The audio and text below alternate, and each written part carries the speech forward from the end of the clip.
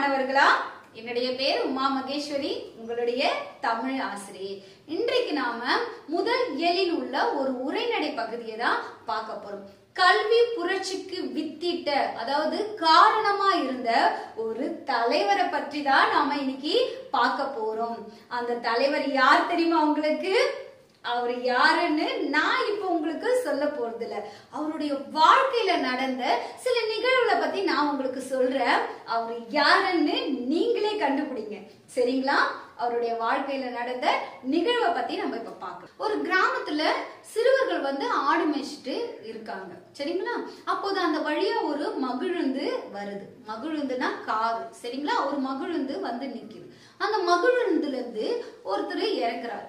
இறங்கி அந்த சிறுவர்கிட்ட கேக்குறாரு, என்னடா தம்பிங்களா ஆடு மேய்ச்சிட்டு இருக்கீங்க, பள்ளிக்கு போகலையா, பள்ளி இன்னைக்கு விடுமுறையா அப்படின்னு கேக்குறாரு. அதுக்கு அந்த சிறுவர்கள், பள்ளிக்கூடமா, அதெல்லாம் எங்க ஊர்ல இல்லையா அப்படின்னு சொல்றாங்க. குழந்தைகளா, அப்போதெல்லாம் எல்லா ஊர்லயும் பள்ளிக்கூடம்லாம் இருக்காது, இங்கேயோ ஒரு இடத்துலதான் பள்ளிக்கூடம் இருக்கும், அந்த மாதிரியான காலகட்டங்கள். அப்போ அந்த குழந்தைங்க சொல்றாங்க, பள்ளிக்கூடம்லாம் எங்க ஊர்ல இல்ல அப்படின்னு அந்த ஆடு மேய்க்கிற சிறுவர்கள் சொன்னாங்க. உடனே அந்த தலைவர் அப்போதே முடிவு செய்தார், இனி ஒவ்வொரு ஊர்லயும் நம்ம என்ன பண்ணணும், பள்ளிகளை திறக்க வேண்டும். அவரு முதலமைச்சராக இருந்தார். அப்பவே அவர் முடிவு செஞ்சுட்டாரு, இனிமேல் எல்லா ஊர்லயும் பள்ளிக்கூடம் திறக்க வேண்டும் அப்படின்னு அப்போதே முடிவு செய்தாரு. அந்த தலைவர் யாருன்னு உங்களுக்கு தெரியுமா? எங்க உங்க தமிழ் ஆசிரியை வராங்க, அவங்களுக்கு தெரியுமான்னு கேட்கலாமா? அந்த பெருந்தலைவர் யாருன்னு எனக்கு தெரியும், ஆனா அதுக்கு முன்னாடி நான் கேக்குற கேள்விக்கு நீங்க பதில் சொல்றீங்களா மிஸ்? மாணவர்களே, அந்த பெருந்தலைவர் வாழ்வில் நடந்த இன்னொரு நிகழ்வை பத்தி நான் உங்களுக்கு சொல்றேன், நீங்க கேளுங்க. அந்த தலைவர் ஒரு பள்ளி விழாவுல பங்கேற்பதற்காக செல்கிறார், சரியா? அங்க பேசும்போது மாணவர்களிடம் அவர் என்ன சொல்றாரு அப்படி பாத்தீங்கன்னா, படிப்பறிவு இருந்தால் மட்டும்தான் நாடு முன்னேற்றம் அடையும். ஒரு நாடு முன்னேறணும் அப்படின்னா அங்க இருக்கிறவங்க எல்லாம் படிச்சவங்களா இருக்கணும், இல்லையா? சோ அத அந்த மேடையில சொல்றாரு. அதற்காக 50,000 பள்ளிகளை நம்ம புதுசா திறக்க போறோம் அப்படின்னு சொல்றாரு. அது மட்டும் இல்லாம மாணவர்களை பார்த்து என்ன கேட்கிறாரு அப்படின்னா, குழந்தைங்க நீங்க எவ்வளவு தூரம் நடப்பீங்க, அதுவும் இல்லாம ரொம்ப தூரம் நடந்தா களைச்சு போயிடுவீங்கல்ல, களைச்சுனா டயர்டு, ரொம்ப தூரம் நடந்தா ரொம்ப டயர்டா இல்ல, அப்புறம் எப்படி நீங்க படிப்பீங்க? அதனால உங்களுக்கு ரொம்ப கிட்டக்கவே பள்ளிகளை நிறுவ சட்டம் கொண்டு வந்திருக்கோம் அப்படின்னு சொல்றாங்க. அதாவது மாணவர்களே, அந்த காலத்துல பள்ளிகள் பாத்தீங்கன்னா ரொம்ப தூரமா இருக்கும், ரொம்ப தூரம் நடந்து போய் தான் நம்ம என்ன பண்ணுவோம், படிக்க வேண்டியது இருக்கும். அதாவது 2 மணி நேரம் 3 மணி நேரம் கூட நடந்து போய் அந்த காலத்துல படிச்சிருக்கோம். நீங்க யோசிச்சு பாருங்களேன், இவ்வளவு தூரம் நடந்து போய் படிக்கணும்னா எவ்வளவு கஷ்டமா இருக்கும். அது நம்ம ரொம்ப டயர்டாவும் ஆயிடும், இல்லையா? ஆனா இன்னைக்கெல்லாம் பாத்தீங்கன்னா நமக்கு பக்கத்துலயே பள்ளிகள் இருக்கு. ஆனா அப்ப அப்படி கிடையாது, ரொம்ப தூரம் பக்கத்து ஊரு அந்த மாதிரி ரொம்ப தூரம் நடந்து போய் தான் படிக்க வேண்டிய சூழ்நிலை இருந்தது. அதற்காக அந்த தலைவர் ஒரு திட்டத்தை கொண்டு வந்தார். அது என்ன திட்டம் தெரியுமா?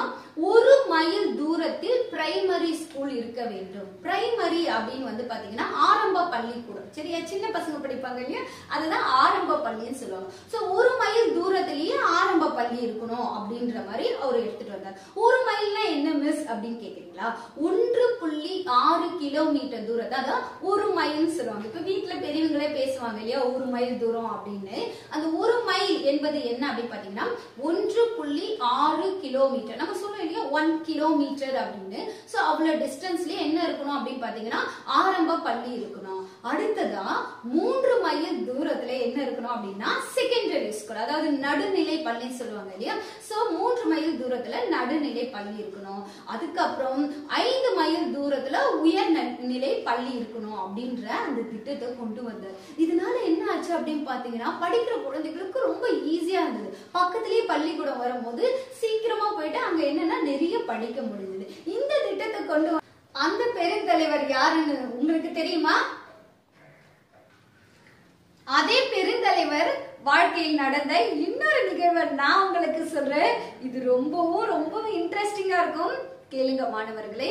அவர் இன்னொரு ஒரு பள்ளி நிகழ்ச்சியில தேசிய கொடி ஏற்றுவதற்காக போயிருந்தார். அப்போ தேசிய கொடி ஏற்றும் போது ஒரு மாணவன் மயக்க அடைந்து விழுந்துட்டான். அப்படியே மயக்கம் வந்துருச்சு அவனுக்கு. அதுக்கப்புறம் எல்லாரும் ரொம்ப பதற்றமாகி தண்ணி தெளிச்சு எழுப்புறாங்க. அப்போ அந்த தலைவர் அந்த பையனை பார்த்து கேட்டாரு, என்னப்பா காலையில சாப்பிடலையா அப்படின்னு கேட்டாரு. அவன் இல்ல அப்படின்னு சொன்னான். ஏன் சாப்பிடல அப்படின்னு கேட்டாரு. அதுக்கு அந்த சிறுவன் என்ன பதில் சொன்னான் தெரியுமா குழந்தைகளா? கேட்கறதுக்கே கஷ்டமா இருக்கும் உங்களுக்கும். வீட்டுல எதுவும் இல்லை ஐயா, என்ன வீட்டுல எந்த ஒரு உணவு பொருளுமே இல்ல அப்படின்னு அந்த சிறுவன் சொன்னான். மாணவர்களே பாருங்களேன், நமக்கு எல்லாமே இருக்கு. உங்களுக்குமே பாத்தீங்கன்னா அம்மா வகை வகையா அழகா வெஜிடபிள்ஸ் கீரை எல்லாமே செஞ்சு கட்டி கொடுப்பாங்க இல்லையா, ஸ்நாக்ஸ் எல்லாம் கொடுப்பாங்க. ஆனா எவ்வளவு உணவு பொருளை நம்ம வேஸ்ட் பண்றோம் எல்லாரும். ஆனா இங்க யோசிச்சு பாருங்க, உணவே இல்லாம ஒரு குழந்தை மயக்கழிச்சு விழுறாங்க. சோ இததான் நீங்க யோசிக்கணும் சரியா. இதுக்கப்புறம் உணவு பொருளை வேஸ்ட் பண்றீங்க அப்படின்னா நீங்க யோசிக்கணும், இந்த உணவு இல்லாம எத்தனை குழந்தைங்க நாட்டுல கஷ்டப்படுறாங்க அப்படின்னு நீங்க யோசிக்கணும் சரியா. இதுக்கப்புறம் உணவு பொருளை வேஸ்ட் பண்ணவே கூடாது. சோ இங்க அந்த தலைவர் கேட்கும் போது அந்த சிறுவன் சொல்றான், வீட்டுல ஒண்ணுமே இல்ல அப்படின்னு சொல்றான். சோ அப்போது அவர் என்ன பண்றாரு, ஒரு திட்டத்தை கொண்டு வர்றாரு, ஒரு சிறப்பான திட்டம். அது என்னன்னு உங்களுக்கு தெரியுமா? அதாவது ஒருவேளை உணவாவது பள்ளியில் வழங்கப்பட வேண்டும். அதாவது அரசு பள்ளிகள்ல ஒருவேளை உணவாவது மாணவர்களுக்கு கொடுக்கணும் அப்படின்ற அந்த சட்டத்தை கொண்டு வந்தாரு. அதாவது குழந்தைகளா, இந்த சட்டத்தை கொண்டு வந்த உடனே என்ன ஆச்சுன்னு பாத்தீங்கன்னா படிப்பவர்களின் எண்ணிக்கை அதிகரித்தது. ஏன் அப்படின்னா பெற்றோர்கள் எப்படி யோசிச்சாங்கன்னா, பரவாயில்ல நம்ம குழந்தை ஒருவேளை சாப்பாடாவது பள்ளிக்கு போனா கிடைக்கும், நம்ம குழந்தைக்கு ஒருவேளை உணவாவது கிடைக்கும் அப்படின்னு அதற்காகவே பள்ளிக்கு அனுப்பிச்சாங்க சரிங்களா. அதாவது ஏழை மக்கள் அந்த உணவுக்காகவே என்ன பண்ணாங்க, பள்ளிக்கு அனுப்பும் போது அங்க குழந்தைங்க படிக்கவும் செஞ்சாங்க, அவங்களுக்கு உணவும் கிடைத்தது. இதனால கற்றோர்கள் எண்ணிக்கை அதிகரித்தது. அன்று ஆரம்பித்ததுதான் இந்த சத்துணவு உணவு திட்டம். சோ அந்த தலைவர் தான் அந்த குழந்தைகளுக்கு உணவு கிடைக்க வேண்டும் என்ற அந்த மாபெரும் திட்டத்தை கொண்டு வந்தாங்க. இன்னைக்கு உங்களுக்கு தெரியும் இல்லையா, கவர்மெண்ட் ஸ்கூல்ல சாப்பாடு கொடுப்பாங்க. இப்போ நிறைய அதுலயே ஆட் பண்ணி என்ன முட்டைலாம் கூட கொடுக்கறாங்க இல்லையா, கேள்விப்பட்டிருப்பீங்க நீங்க. சோ இந்த திட்டத்தை கொண்டு வந்தவர் யாரு அப்படின்னா நம்ம இப்ப பார்த்துட்டு இருக்க அந்த தலைவர் தான். இப்போ கடைசியா அவருடைய வாழ்வுல நடந்த ஒரு நிகழ்வை நான் சொல்றேன். மாணவர்களே நீங்க கவனமா கேளுங்க, ஏன்னா நீங்க தான் சொல்ல போறீங்க அந்த தலைவர் யாருன்னு. பரமக்குடி தரைப்பாலத்து வழியா ஒரு தடவை மகிழுந்துல அந்த தலைவர் போயிட்டு இருக்காரு சரிங்களா. அந்த பாலத்தாண்ட போனணும் அவர் என்ன கேக்குறாரு, பின்னாடி உட்கார்ந்துட்டு இருக்க அதிகாரியை பார்த்து கேக்குறாரு, சரி மழை காலத்துல இந்த பாலத்துல தண்ணி வரும்போது மாணவர்கள் எப்படி அந்த பக்கம் இருக்கிற பள்ளிக்கு செல்வார்கள் அப்படின்னு கேக்குறாரு. குழந்தைகளை தரைப்பாலம் அப்படின்னா என்ன பாத்தீங்கன்னா, ஆறு இருக்கும், மழை இல்லாத காலத்துல மக்கள் அந்த பாதை வழியா நடந்து போவாங்க. இது பாருங்களேன், இந்த மாதிரி இருக்கும் தரைப்பாலம், இந்த மாதிரி தான் இருக்கும் சரிங்களா. மழை காலத்துல அந்த சைடு போக முடியாது, ஆனா மழை இல்லாத காலத்துல நடந்து போகலாம். அததான் தரைப்பாலம் சொல்லுவாங்க. ஆறு நீர் செல்கின்ற வழி சரியா, நீங்க பாத்துருப்பீங்க. சோ இங்க போகும்போது அந்த தலைவர் கேக்குறாரு, மற்ற நேரத்துல இங்க இருக்கிறவங்க அந்த பக்கமா போவாங்க, பள்ளிக்கு போய் படிப்பாங்க. ஆனா மழை காலங்களில் ஆறுல தண்ணி பெருக்கெடுத்து போகும்ல, நீங்களே பாத்திருப்பீங்க, ஓடைகள்ல எல்லாம் தண்ணி அப்படியே பெருக்கெடுத்து போகும். அப்போ இந்த பக்கத்துல இருக்கிற குழந்தைங்க அந்த சைடு எப்படி படிக்க போவாங்க அப்படின்னு அந்த அதிகாரியை பார்த்து கேக்குறாரு. அப்போ அந்த அதிகாரி சொல்றாரு, மழை காலத்துல பள்ளிக்கூடமே போக மாட்டாங்க மாணவர்கள் அப்படின்னு சொல்றாரு. குழந்தைகளா, இப்ப நம்ம பள்ளிக்கு போகலைனாலும் ஆன்லைன் கிளாஸ்ல நீங்க அழகா படிக்கிறீங்க இல்லையா, ஆன்லைன்ல எல்லா பாடங்களையும் நீங்க படிக்கிறீங்க. ஆனா டெக்னாலஜி இல்லாத அந்த காலத்துல அப்ப குழந்தைகளுடைய படிப்பு பாழாகும் இல்லையா. சோ இதனாலதான் அவர் அந்த கேள்வியை அதிகாரியிடம் கேட்டாரு. பாருங்க, எப்பவுமே மாணவர்களுடைய அந்த கல்வி பற்றியே அந்த தலைவர் சிந்திச்சுட்டு இருக்காரு இல்லையா, அதனாலதான் அந்த கேள்வி அவர் கேட்கிறார். ஆனா அதிகாரி ரொம்ப சாதாரணமா இல்ல மழை காலத்துலதான் பள்ளிக்கே போக மாட்டாங்க அப்படின்னு சொல்றாங்க. உடனே அவர் கேக்குறாரு தலைவர், ஐயோ அப்பனா கல்வி பாழாகாதா? சரி ஒண்ணும் இல்ல, அப்ப இந்த சைடு இந்த பக்கம் அந்த பக்கம் ஒரு பள்ளி இருக்கு, இந்த பக்கம் ஒரு பள்ளியை கட்டிடுங்க அப்படின்னு சொல்றாரு அந்த தலைவர். ஓகேவா, நம்ம சொல்லிட்டு இருக்க நம்ம பார்த்துட்டு இருக்க அந்த தலைவர் சொல்ற. உடனே அதிகாரி சொல்ற, இல்லைங்க ஐயா, கல்வித்துறை விதியின்படி 3 மைல்ல ஒரு ஒரு பள்ளி இருந்ததுன்னா பக்கத்துல பள்ளி கட்டக்கூடாது, பள்ளி வரக்கூடாது அப்படின்னு அதிகாரி சொல்றார். அதாவது கல்வித்துறைக்குன்னு ஒரு விதி இருக்கு இல்லையா, ரூல் இருக்கும். அந்த ரூல் பிரகாரம் 3 மைல் தூரத்துல ஒரு பள்ளி இருக்குன்னா பக்கத்துல வேற பள்ளி வரக்கூடாது, இதுதான் ரூல் அப்படின்றத அதிகாரி தெரிவிக்கிறார். உடனே அந்த தலைவர் சொல்றாரு, அதெல்லாம் இல்ல, நீங்க பள்ளியை கட்டுங்க, இந்த சைடு ஒரு பள்ளி கட்டுங்க, அந்த பக்கத்துல இருக்கிற குழந்தைங்க அந்த பள்ளியில போய் படிக்கட்டும், இந்த பக்கத்துல இருக்கிற குழந்தைங்க இந்த சைடு படிக்கிறதுக்கு ஒரு பள்ளியை நீங்க கட்டுங்க. காரணம் வந்து இந்த காட்டாற்ற காட்டுங்க, அதாவது இந்த ஆறை வந்து நீங்க காரணம் காட்டுங்க, மற்ற ஏற்பாடெல்லாம் நான் செய்யறேன் அப்படின்னு சொன்னாரு. இந்த மாதிரி எல்லா சூழ்நிலையும் மாணவர்கள் படிப்பதற்காக பள்ளிகளை திறந்த அந்த பெருந்தலைவர் யாருன்னு உங்களுக்கு தெரியுமா? சொல்லுங்க பார்க்கலாம். குழந்தைகளே, ஆடு மேய்க்கும் சிறுவர்களும் பள்ளி செல்ல வழிவகுத்தவர் யாருன்னு தெரியுமா?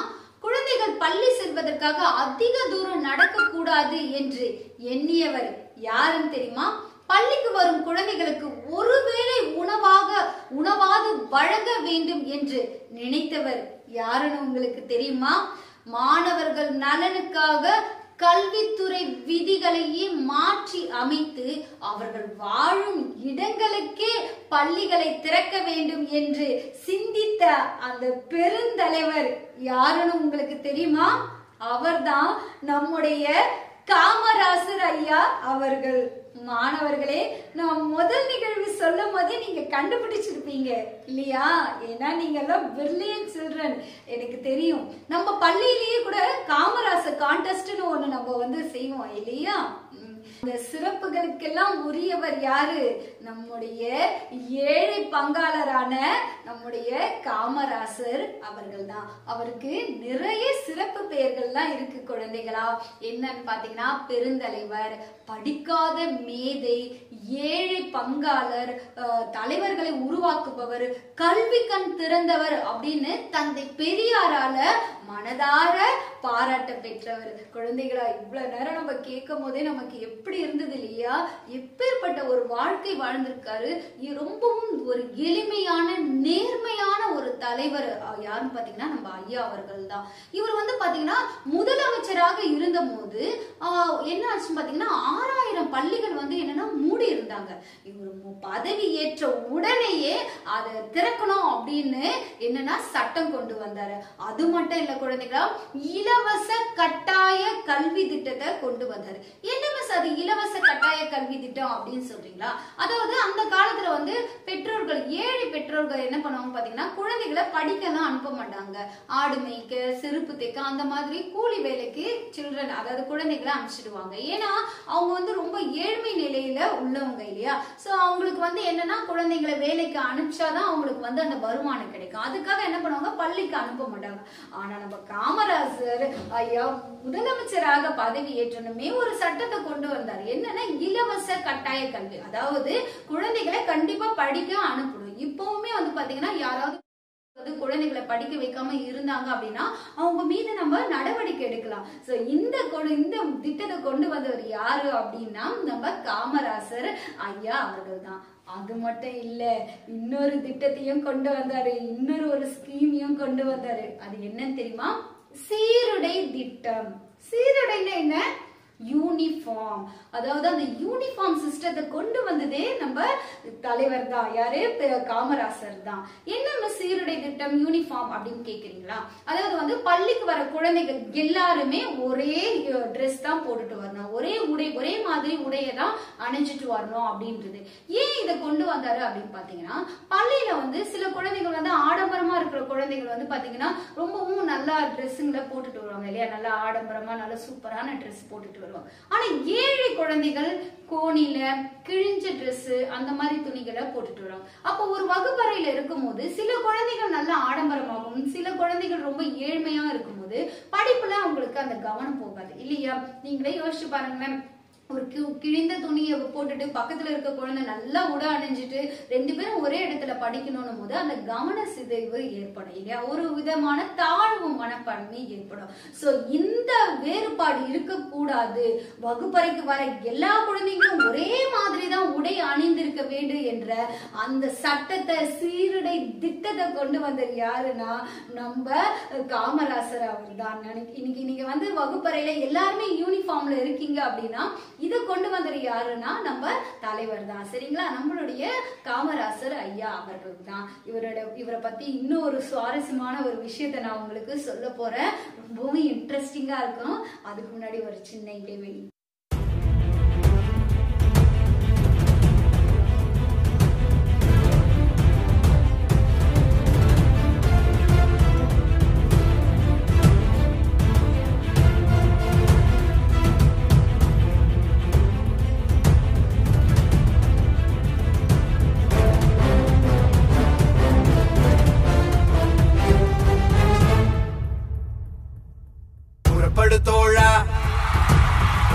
தோழா, நம் காமராஜர் வழி நடப்போம்.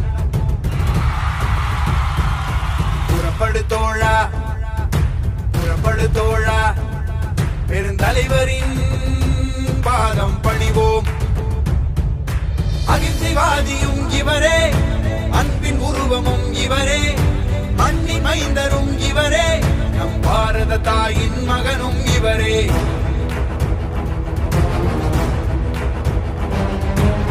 புறப்படு தோழா, புறப்படு தோழா, நம் காமராஜர் வழி நடப்போம்.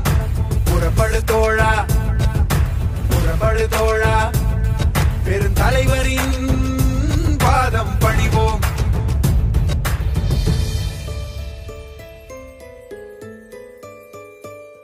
உலகத்தை எல்லாரும் குடித்தா வாழணும், சண்டை போட்டு வாழக்கூடாது. சண்டை போட்டா வாழ்வாங்க, அதை எடுத்துக்காட்டாம இருக்கும். எந்த ஜாதி, எந்த மதம், எந்த இருந்தாலும் ஒன்றாக இருக்க வேண்டும்.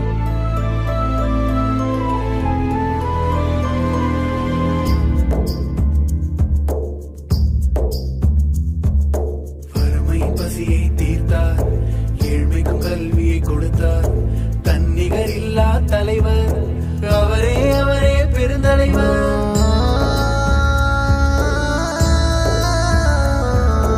பாரத போற்றிய கர்ணன், அட அவனையும் மிஞ்சிய தர்மத்தின் தலைவன், கலைமகளானாய் பிறந்தால் நம் காமராஜராய் கண்முன் தெரிவார். இவருடைய சிறப்பு பெயர்களை ஒண்ணு என்ன அப்படின்னா படிக்காத மேதை அப்படின்னு நான் சொன்னேன்ல. ஏன் அவரை படிக்காத மேதைன்னு சொன்னாங்க தெரியுங்களா? அவர் வந்து அவ்வளவா படிக்கல, ஆனா மிகப்பெரிய மேதை. மேதைனா அறிவாளி. இதுக்கு வந்து ஒரு சான்று, ஒரு எடுத்துக்காட்டு சொல்றேன், நீங்களே பாருங்க. இதை கேட்டனா ஒரு எப்பேற்பட்ட அறிவாளின்னு உங்களுக்கே புரியும் குழந்தைங்களா. அதாவது வந்து ஒரு முதலமைச்சரா இருக்கும் போது ஓய்வு நேரத்துல மக்களை வந்து என்ன பண்ணுவாரு, மீட் பண்ணுவாரு. அவர் மக்களை வந்து அவங்க கிட்ட பேசி அவங்களுடைய குறைகளை வந்து தீர்ப்பாரு. ஓகேவா? அந்த மாதிரி மக்களுடைய குறைகளை தீர்க்கிற அந்த நேரத்துல அவருடைய ஒரு நண்பர் வந்து இவரை பார்க்க வர்றாரு. அப்ப வந்து காமராஜர் வந்து முதலமைச்சரா இருக்காரு. சரிங்களா? அப்ப அவருடைய நண்பர் வந்து அவருடைய மகனை கூட்டிட்டு வர்றாரு. வந்து காமராஜரை பாக்குறாரு. காமராஜர் வந்து மிகவும் நேர்மையான ஒருத்தர். சரிங்களா? இதை நீங்க மனசுல வச்சுக்கணும். அப்ப அவங்க நண்பர் வந்து சொல்றாரு, இந்த மாதிரி என் மகனுக்கு வந்து கல்லூரியில வந்து இடமே கிடைக்கல, சீட்டுன்னு சொல்லுவோம் இல்லையா, சீட் கிடைக்கல, நீங்க ஏதாவது பார்த்து செய்ய முடியுமா அப்படின்னு காமராஜரை கேட்கிறாரு. காமராஜர் ரொம்ப நேர்மையானவன்னு சொன்னேன்ல, அவரு என்ன சொன்னாருன்னா, உன் பையன் நல்ல மதிப்பெண்ணை எடுத்திருந்தா சீட்டு கிடைக்க போகுது, இதுல நான் என்ன செய்யறதுக்கு அப்படின்னு சொன்னாரு. ஏன்னா அவர் யாருக்காகவும், தன்னுடைய அம்மாக்காகவுமே கூட அவர் எந்த சலுகைகளும் வந்து முதலமைச்சர்னால அவர் செஞ்சதே கிடையாது. ரொம்பவும் நேர்மையானவர். சோ நண்பருக்கு செய்யலாமா? அதனால அவர் என்ன பண்ணாரு, பையன் மார்க் எடுத்திருந்தா சீட் கிடைக்க போகுது அப்படின்னு சொன்னாரு. அப்ப அந்த நண்பர் என்ன பண்ணாரு, திரும்பி போறாரு. ஆனா போகும்போது அவர் என்ன பண்றாரு, அங்க சீட்டு இருந்தா நான் ஏன் வந்து கேட்க போறேன், அங்கதான் கல்லூரியில சீட்டே இல்லைன்றாங்களே, இடமே இல்லையாமே அப்படின்னு புலம்பிட்டு போறாரு அந்த நண்பர். இது வந்து காமராஜர் காதுல விழுந்தது. உடனே கூப்பிட்டுல என்ன சொல்றாரு, இல்ல கல்லூரியில வந்து பாத்தீங்கன்னா மதிப்பெண்லாம் எடுத்திருக்கான் மகன் வந்து நிறைய மதிப்பெண் எடுத்திருக்கான், ஆனா கல்லூரியில இடம் தான் இல்லையா அப்படின்னு நண்பர் சொன்ன உடனேயே காமராஜர் என்ன பண்றாரு, அந்த சம்பந்தப்பட்ட கல்லூரி அதிகாரியை கூப்பிட்டுட்டு, என்ன நீங்க மதிப்பெண் எடுத்தா இடம் கொடுக்க மாட்டீங்களா, சீட் கொடுக்க மாட்டீங்களா அப்படின்னு கேக்குறாரு. அப்ப அந்த அதிகாரி சொல்றாரு, இல்லையா கல்லூரியில இவ்வளவுதான் சீட், அதாவது 1000 பேர் படிக்கிறதுக்கான வசதிகள் தான் இருக்கு, லேப் ஃபெசிலிட்டி எல்லாம் சொல்லுவோம் இல்லையா, லைப்ரரி, இந்த மாதிரி ஒரு 1000 பேருக்கு தான் வசதி இருக்கு, அதுக்கு மேல வந்து சீட் எங்களால கொடுக்க முடியாது, இட வசதி இல்ல அப்படின்னு அந்த அதிகாரி சொல்றாரு. அப்ப காமராசர் அந்த அதிகாரியை பார்த்து ஒரே ஒரு கொஸ்டின் தான் கேட்டாராம். என்ன தெரியுமா, உங்க வீட்டுக்கு திடீர்னு விருந்தாளி யாருன்னா வந்துட்டா நீங்க என்ன பண்ணுவீங்க அப்படின்னு அந்த அதிகாரியை பார்த்து கேட்டா. யாரோ திடீர்னு ஒரு விருந்தாளி சாப்பிடுறதுக்காக உங்க வீட்டுக்கு வந்துட்டாங்க, நீங்க என்ன பண்ணுவீங்க, அவங்களுக்கு சாப்பாடு இல்லைன்னு அனுப்பிச்சிடுவீங்களா அப்படின்னு கேட்டாராம். அதுக்கு அந்த அதிகாரி சொல்றாரா, இல்ல இல்ல இருக்கிற சாப்பாடை நாங்க அவங்களுக்கு கொடுத்துட்டு அப்புறமா நாங்க மறுபடியும் திருப்பி செஞ்சுப்போம் அப்படின்னு அந்த அதிகாரி சொன்னாராம். அதாவது இருக்கிற உணவை வந்து உங்களுக்கு கொடுத்துட்டு மறுபடியும் நாங்க அதே பாத்திரத்துல நாங்க மறுபடியும் உணவு செஞ்சு நாங்க சாப்பிடுவோம் அப்படின்னு சொன்னா. அப்பதான் காமராசர் சொன்னா, அதே மாதிரி பண்ணுங்க, காலையில ஒரு பேட்ச் வரட்டும் படிக்கட்டும், அவங்க போயிடட்டும், அடுத்த ஒரு பேட்ச் வந்து படிக்கட்டும், அப்ப ஒரே நாள்ல வந்து பாத்தீங்கன்னா 2000 பேர் வந்து படிக்கிறதுக்கு முடியுமே அப்படின்னு சொன்னாராம். இத கேட்டுன்னா அந்த அதிகாரிகளுக்கு ரொம்ப ஆச்சரியமா ஆயிடுச்சான். படிக்காதவரு ஆனா எப்பேற்பட்ட ஒரு சிந்தனை இல்லையா. குழந்தைகளா, இப்ப உங்க வீட்லயே வந்து பாத்தீங்கன்னா உங்களுடைய அக்காவோ அண்ணனோ வந்து ஈவினிங் காலேஜ் அப்படின்னு படிப்பாங்க, கேள்விப்பட்டிருப்பீங்க, ஈவினிங் காலேஜ்னு. இந்த திட்டத்தை இந்த சிஸ்டமை கொண்டு வந்ததே நம்ம காமராசர் தான். அன்னைக்கு அவரு சொன்ன அந்த யோசனை பிரகாரம் தான் அந்த ஈவினிங் காலேஜே கொண்டு வந்தாங்க. இப்போ ஒரு கல்லூரியில காலையில ஒரு 2000 பேர் போய் படிக்கிறாங்க அப்படின்னா அவங்க ஒரு 2 மணிக்கு வந்துடுவாங்க, திரும்பி 2ல இருந்து ஒரு 6 மணி, டைம் கொஞ்சம் மாறலாம், 2 மணில இருந்து ஒரு 6 மணிக்கு இன்னொரு பேட்ச் போய் படிக்கும். அப்போ ஒரே நாள்ல இன்னும் ஒரு 2000 மாணவர்கள் படிக்க வழி செய்த மிகப்பெரிய அறிவாளி யாரு அப்படின்னா நம்ம காமராசர் தான். அதனாலதான் அவரை வந்து படிக்காத மேதைன்னு சொல்றாங்க. இது மட்டும் இல்ல, நிறைய விஷயங்கள் அவர் வந்து பாத்தீங்கன்னா அவருடைய அறிவு வந்து மிக பெரியதா இருந்தது, அதனாலதான் அவர் வந்து படிக்காத மேதை அப்படின்னு சொன்னாங்க. சரி, இப்ப இவர் முதலமைச்சரா இருந்த போது சில கல்வி பணிகளை அவர் வந்து செஞ்சாரு. என்ன அப்படின்னு பாத்தீங்கன்னா 6000 பள்ளிகளை திறந்தாருன்னு சொன்னேன் இல்லையா. அது மட்டும் இல்லாம பள்ளியோட நின்னுல அதுக்கு மேற்பட்டு உயர்கல்வி என்னன்னா காலேஜ், அதுக்காக அவர் என்ன பண்ணா பொறியியல் கல்லூரி. பொறியியல் அப்படின்னா என்னன்னா இன்ஜினியரிங், பொறியியல் கல்லூரி சொல்லிடக்கூடாது, பொறியியல்னா சாப்பிடுது, பொறியியல் அப்படின்னா இன்ஜினியர் காலேஜ், அப்புறம் மருத்துவ கல்லூரி, கால்நடை மருத்துவ கல்லூரி, ஆசிரியர் பயிற்சி நிறுவனங்கள், நாங்களாம் பிஎட் படிப்போம் இல்லையா, அந்த ஆசிரியர் பயிற்சி நிறுவனங்கள், இந்த மாதிரி வந்து நிறைய திறந்தாரு. அது மட்டும் இல்ல, கிளை நூலகங்கள்ல கூட என்ன பண்ணாரு, நாட்டுல நிறைய திறந்தாரு. இந்த மாதிரி கல்வி புரட்சிக்கு ஒரு வித்திட்டவர் யாரு அப்படின்னா நம்முடைய ஏழை பங்காளரான காமராசர் தான். மக்களுக்காக தன்னுடைய வாழ்நாள் முழுவதும் பாடுபட்ட ரொம்பவும் ஒரு எளிமையான, பாக்குறதுக்கே நீங்களே பாத்தீங்க இல்லையா படத்துல, ரொம்பவும் எளிமையா தான் இருப்பார். ஒரு சட்டை ஒரு இது மாதிரி தான் போடுவார், ரொம்ப எளிமையா இருப்பார். தனக்குன்னு எந்த சொத்தையும் எந்தையுமே சேர்த்து வைக்காத மிகவும் ஒரு நேர்மையானவர் யாரு அப்படின்னு பாத்தீங்கன்னா காமராசர் அவர்கள். இவருக்கு வந்து பாத்தீங்கன்னா பாரத ரத்னா விருது கொடுத்திருக்காங்க. நம்முடைய மெரினா கடற்கரையில இவருக்கு வந்து சிலை இருக்கு. கன்னியாகுமரியில வந்து பாத்தீங்கன்னா மணிமண்டபம் அமைச்சிருக்காங்க. இப்படியாக நிறைய இருக்கு இவருக்கு. இன்னொரு ஒரு சிறப்பு என்ன அப்படின்னு பாத்தீங்கன்னா, இவருடைய பிறந்த நாளான ஜூலை 15ஆம் நாளை வந்து நம்ம கல்வி வளர்ச்சி நாளாக கொண்டாடுறோம். ஞாபகம் வச்சணும். இப்ப எப்படி விமன்ஸ் டே இருக்கு, சில்ட்ரன்ஸ் டே இருக்கு, டீச்சர்ஸ் டே, அந்த மாதிரி கல்வி வளர்ச்சி நாள் எப்போ அப்படின்னு பாத்தீங்கன்னா ஜூலை 15ஆம் நாள். அது என்ன அப்படின்னா அன்னைக்குதான் காமராசருடைய பிறந்த நாள். ஏன்னா கல்விக்காக எவ்வளவு அவர் பாடுபட்டிருக்காரு இல்லைங்களா குழந்தைங்களா. சோ அவருடைய பிறந்த நாளை நம்ம கல்வி வளர்ச்சி நாளாக கொண்டாடுகிறோம். அடுத்தது புத்தக பயிற்சி பார்க்கலாம் மாணவர்களே. புத்தக பக்கம் எண் 10. சரியான விடையை தேர்ந்தெடுத்து எழுதுக. பள்ளிக்கூடம் செல்லாததற்கு ஆடு மேய்க்கும் சிறுவர்கள் கூறிய காரணம் டேஷ். பள்ளிக்கூடம் செல்லாததற்கு ஆடு மேய்க்கும் சிறுவர்கள் கூறிய காரணம் என்ன? ஊரில் பள்ளிக்கூடம் இல்லை. ஆ, ஊரில் பள்ளிக்கூடம் இல்லை. பசியின்றி என்னும் சொல்லை பிரித்து எழுத கிடைப்பது. பசியின்றி என்னும் சொல்லை பிரித்து எழுத கிடைப்பது பசி பிளஸ் இன்றி. பசி பிளஸ் இன்றி. படிப்பறிவு என்னும் சொல்லை பிரித்து எழுத கிடைப்பது படிப்பறிவு. படிப்பு பிளஸ் அறிவு. ஆ, சரிங்களா? படிப்பு பிளஸ் அறிவு. காடு பிளஸ் ஆறு என்பதனை சேர்த்து எழுத கிடைக்கும் சொல் டேஷ். காட்டாறு. இங்க நீங்க கவனிக்கணும் சரிங்களா, இட்டு வரணும். காட்டாறு. காடு பிளஸ் ஆறு சேரும் போது எப்படி சேரும் அப்படின்னா காட்டாறு. சரிங்களா. அடுத்தது சொற்றொடரில் அமைத்து எழுதுக. இதுக்கான விடை உங்களுக்கு என்வயிலே வந்திருக்கு, இருந்தாலும் இப்போ நீங்க கவனிங்க. வகுப்பு. வகுப்பு என்பதை வைத்து நம்ம என்ன பண்ணோம், ஒரு வாக்கியம் அமைக்க வேண்டும். சரியா, என்ன அமைக்கலாம்? நான் தேர்வில் முதல் வகுப்பில் வெற்றி பெற்றேன் எழுதலாம் இல்லையா? நான் தேர்வில் முதல் வகுப்பில் வெற்றி பெற்றேன். உயர்கல்வி என்ன எழுதலாம்? உயர்கல்விக்காக நான் வெளிநாடு செல்வேன். சீருடை. இது நம்ம படிச்ச இதுலயே இருக்கு, லெசன்லயே வருது இந்த லைன். சீருடை என்ன? காமராசர் சீருடை திட்டத்தை கொண்டு வந்தார் எழுதலாம் இல்லையா? காமராசர் சீருடை திட்டத்தை கொண்டு வந்தார். அடுத்தது கோடிட்ட இடங்களை நிரப்புக. குழந்தைகள் பள்ளியில் ஏற்ற தாழ்வின்றி படிக்க டேஸ் அறிமுகப்படுத்தினார். என்ன திட்டம்? சீருடை திட்டத்தை. சீருடை திட்டத்தை அறிமுகப்படுத்தினார். காமராசரை கல்வி கண் திறந்தவர் என மனதார பாராட்டியவர் பெரியார். தந்தை பெரியார். சரியா, காமராசரை கல்வி கண் திறந்தவர் என மனதார பாராட்டியவர் பெரியார். என்ன குழந்தைகளா, கேட்கும் போதே உங்களுக்கு ரொம்ப பிடிச்சிருக்க இல்லையா? வாழ்க்கைனா இப்படி வாழணும் குழந்தைகளா. நீங்களும் அவரை முன் மாதிரியாக, அதாவது ரோல் மாடலாக எடுத்து வாழணும். வாழ்க்கையில நேர்மையாக இருக்கணும். அதே நேரத்துல அடுத்தவங்களுக்காக நம்ம ஏதாவது செஞ்சுட்டே இருக்கணும். நமக்காக சுயநலமா எதுவுமே யோசிக்கவே கூடாது, அடுத்தவங்களுக்காக செய்யணும். இவரை நீங்க முன் மாதிரியா எடுத்துக்கணும். சரிங்களா குழந்தைகளா? All the best. வாழ்த்துக்கள். நன்றி.